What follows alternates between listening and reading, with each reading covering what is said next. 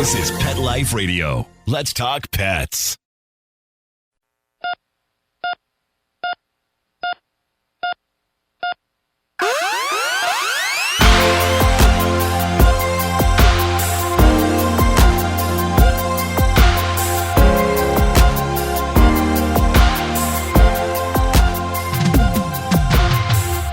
Welcome to ER Vet on Pet Life Radio. I'm your host, Dr. Justine Lee, and I'm a board-certified emergency critical care veterinary specialist and toxicologist. Thanks for joining us. Today, you guys are in for a treat because we're going to be speaking to a veterinary nutritionist, Dr. Lindsey Bullen. We'll be right back after these messages. Take a bite out of your competition. Advertise your business with an ad in Pet Life Radio podcasts and radio shows. There is no other pet-related media that is as large and reaches more pet parents and pet lovers than Pet Life Radio. With over 7 million monthly listeners, Pet Life Radio podcasts are available on all major podcast platforms, and our live radio stream goes out to over 250 million subscribers on iHeartRadio, Odyssey, TuneIn, Stitcher, and other streaming apps. For more information on how you can advertise on the #1 pet podcast and radio network, visit PetLifeRadio.com/advertise today. Let's Talk Pets on PetLifeRadio.com.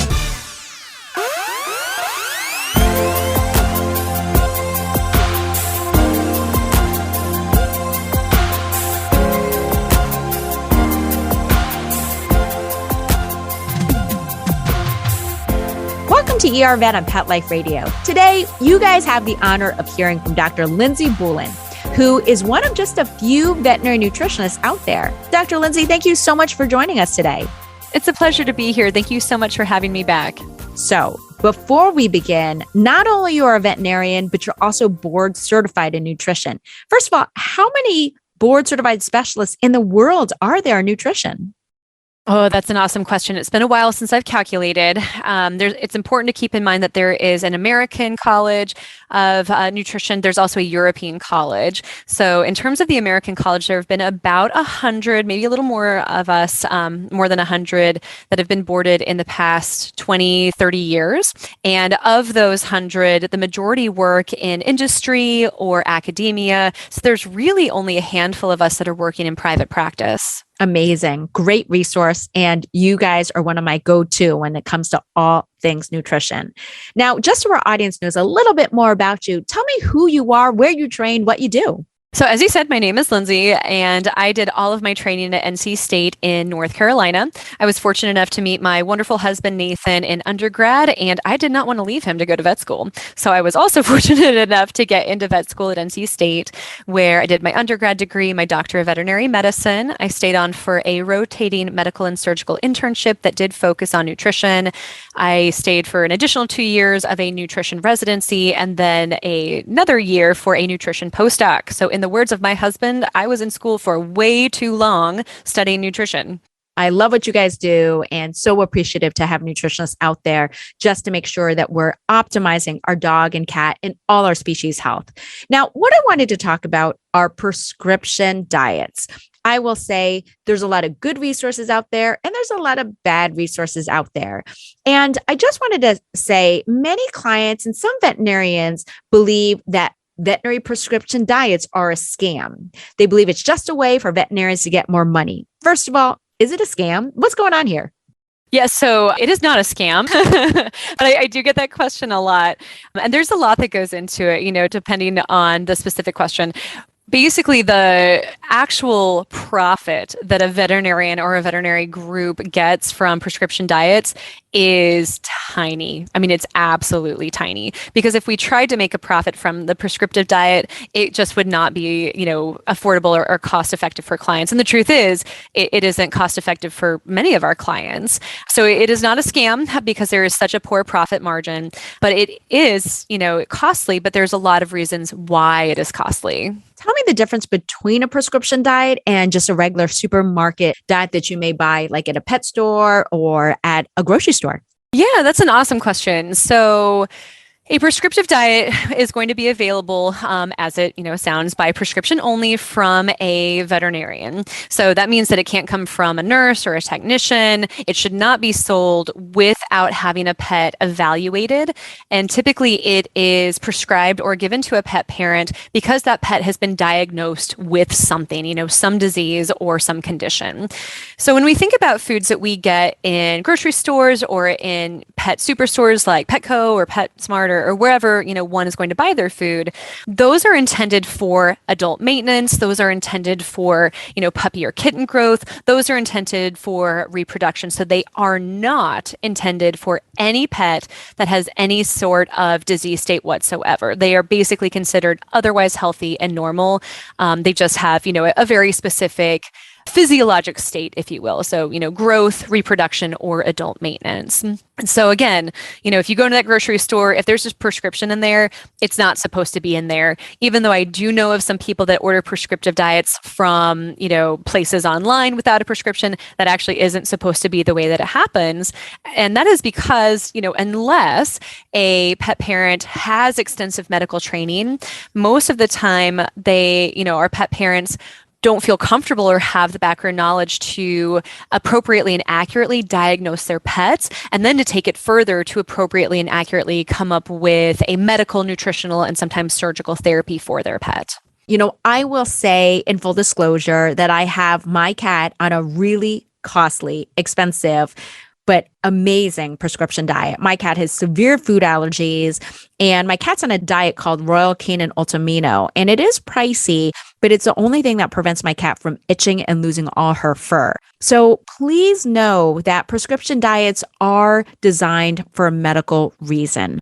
There are really important different types of diets out there. You always want to consult with your veterinarian. When in doubt, if you don't trust your veterinarian, find another veterinarian or go to a credible resource. I always say credible resources end with a .edu or .org, right? So those are the gold standard where you want to go to look for information. But you can always consult with one of the approximately 100 board certified veterinary nutritionists out there. So first of all, what are some resources that pet owners can go to? Do you mind telling me, is there one specifically to find a nutritionist? And can you also tell me about the resources available on VetScoop? Because I know you're part of a group of leading veterinarians who provide real talk resources for pet advice.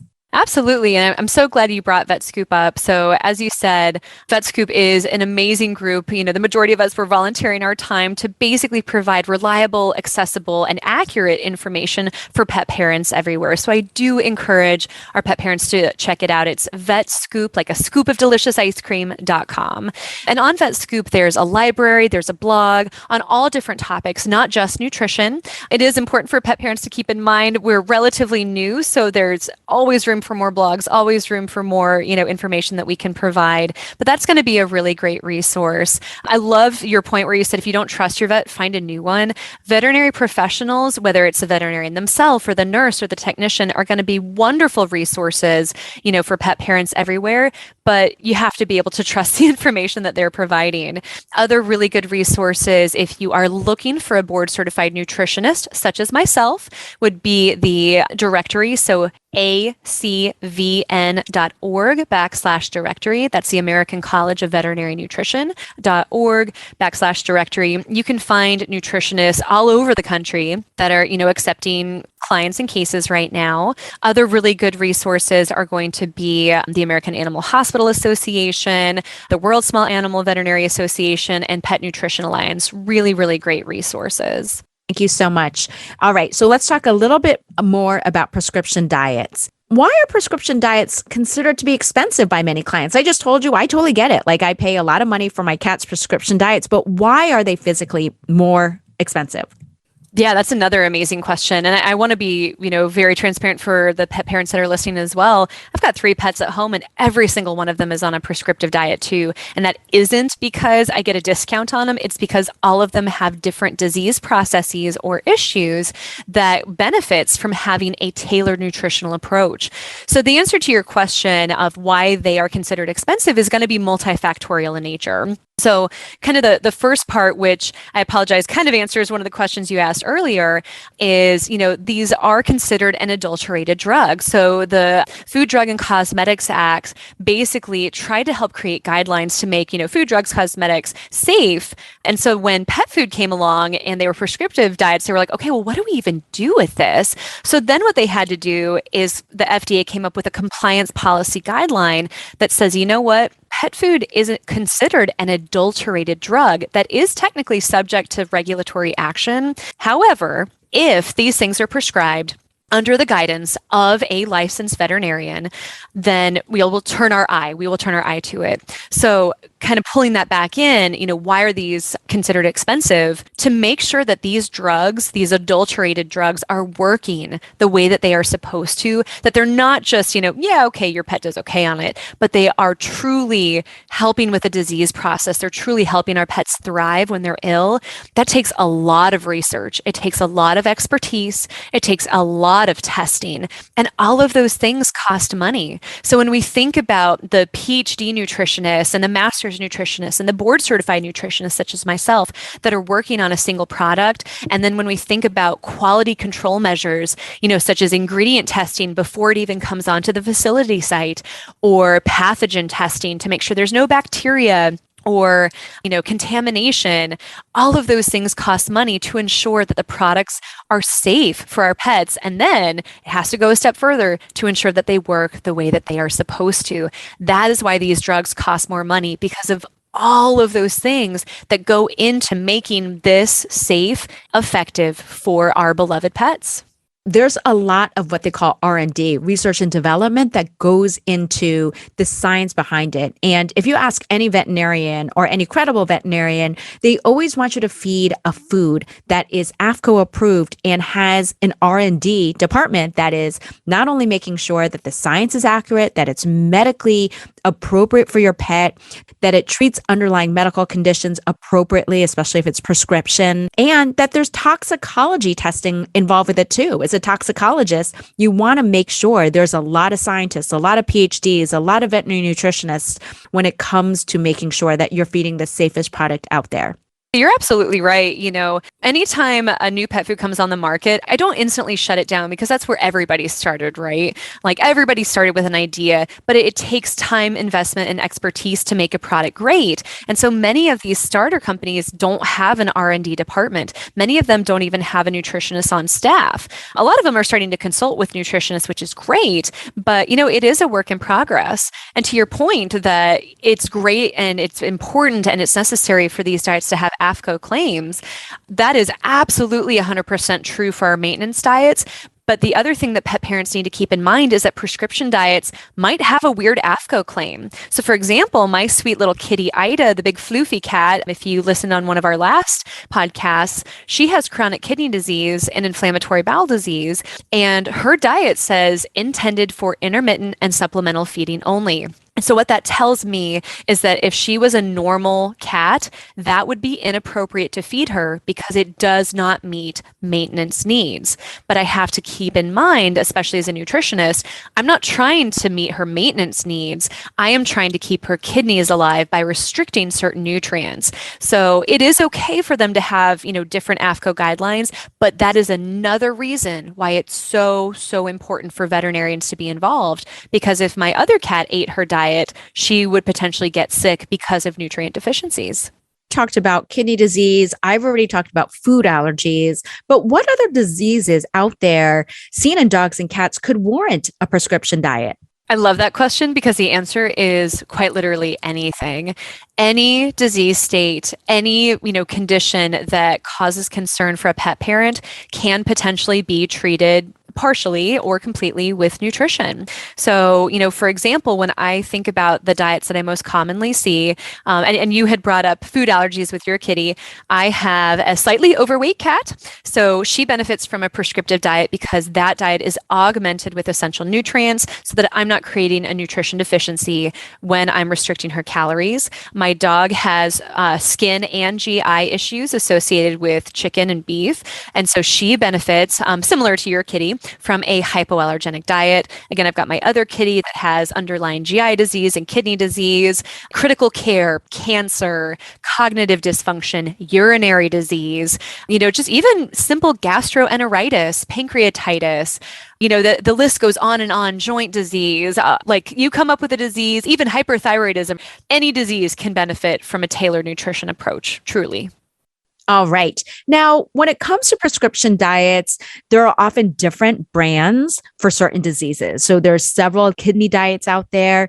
Are all prescription diets for the same disease similar? Like, do you mind just elaborating on that? Yeah, absolutely. So they are and they aren't. And I realize that's super wishy-washy. But so for example, when we think about kidney disease, we need to think about what we're trying to accomplish with a kidney or a renal diet. So with kidney disease, the kidneys are not able to excrete or eliminate certain toxins from the body. And typically when I think of things I'm trying to restrict in a diet, that's going to be phosphorus first, potentially protein, potentially potassium that could go up or down, and then sodium.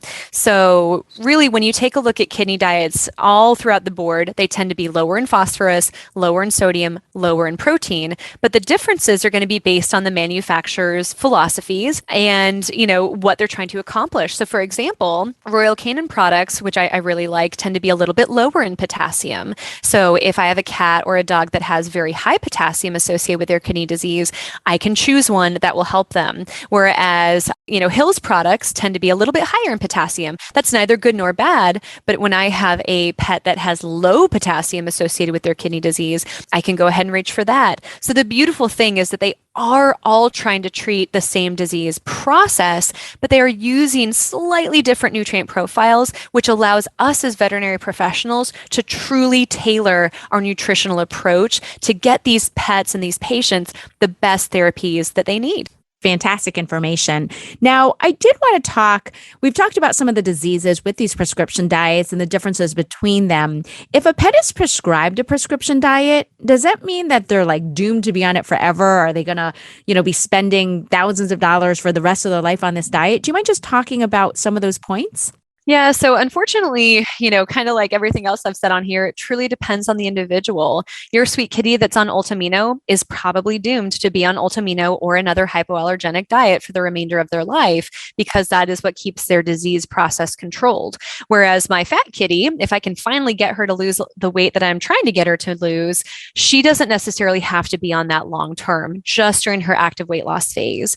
Similarly with gastroenteritis, if it's, just a one-time event, I will probably put a patient or a pet on what is called a highly digestible or a low residue type diet temporarily while their tummy, is settling. And then they can oftentimes be transitioned back to their normal diet. Or if they get pancreatitis and it's a single event because of garbage can gut or whatever it is, they will often benefit from a low-fat diet. And then I might be able to transition them off. So it really, truly depends on what the pet has going on. But, again, kind of pulling my kiddos into it. My one cat with kidney disease, she's doomed to be on that forever. My dog that has food allergies, she's unfortunately doomed to be on that forever. My fat cat, if I can just get her to lose the weight, she's not doomed to be on that forever.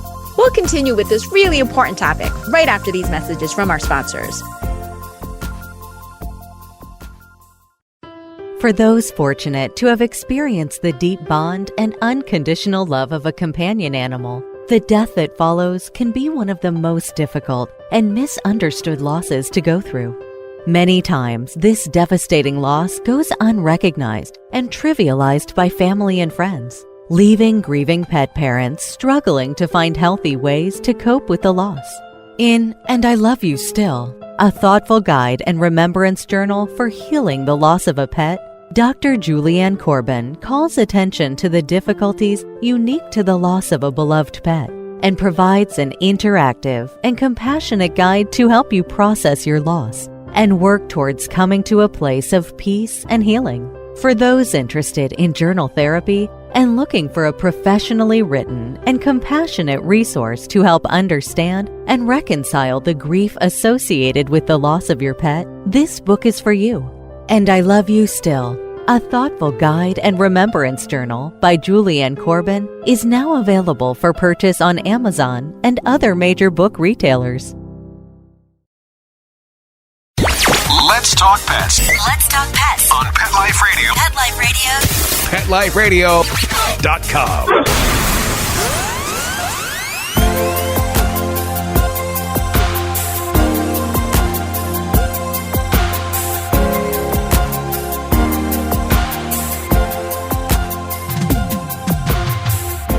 Welcome back to ER Vet on Pet Life Radio. We've been speaking with Dr. Lindsey about prescription foods for dogs and cats. We've been talking about the underlying medical conditions like food allergies, kidney disease, inflammatory bowel disease, liver failure, and a host of other problems, medical-wise, that could require that your dog or cat be on a prescription diet. Like we already mentioned, both of us have our pets on some prescription diets, so we get it. But there's a reason, because there's science behind these prescription diets. Now, the next question I had when it came to diets, what if you have a hard time? You were told to feed a prescription diet and your dog or cat just won't eat it. What do you do then? Do you have any hints? So the good news is that for most of the disease processes out there, multiple manufacturers, have their own version of that. So I keep bringing kidney disease in because that's what my cat has. So Royal Canin has their renal support, Hills has their KD line, Purina has their NF line, Blue Buffalo has their K plus M. There's a lot of prescriptive options through different manufacturers. So if your pet stops eating one, there's different flavors, different forms, different protein sources, different, olfactory senses that can help them potentially stay on a therapeutic diet or a prescriptive diet just from a different manufacturer. But if that fails, then there are nutritionists such as myself that can be implemented to create a tailored homemade diet for those pets out there that are no longer willing or able to eat their prescriptive options. I have been secretly hoarding my cat's prescription food because of supply chain. During COVID, it was really hard to get certain types of food. Do you mind just speaking to that? What do we do in that situation? Or what should a pet parent do if their pet's diet is potentially backordered? Yeah, that is unfortunately something that everybody is having to go through. And again, I empathize with pet parents everywhere because I've got three fur kiddos, I should say, that are on prescriptive diets. And almost every single month, it's back ordered and there's a delay. It's incredibly challenging and frustrating. So I think one of the most important things to keep in mind is that it's not the manufacturer's fault. It is frustrating from a pet parent perspective. And it can be really easy for us to lash out at people, especially when we're upset and our resilience is low because the pandemic just won't stop. But being gracious, being patient, that's the only thing, that we can really do in that situation.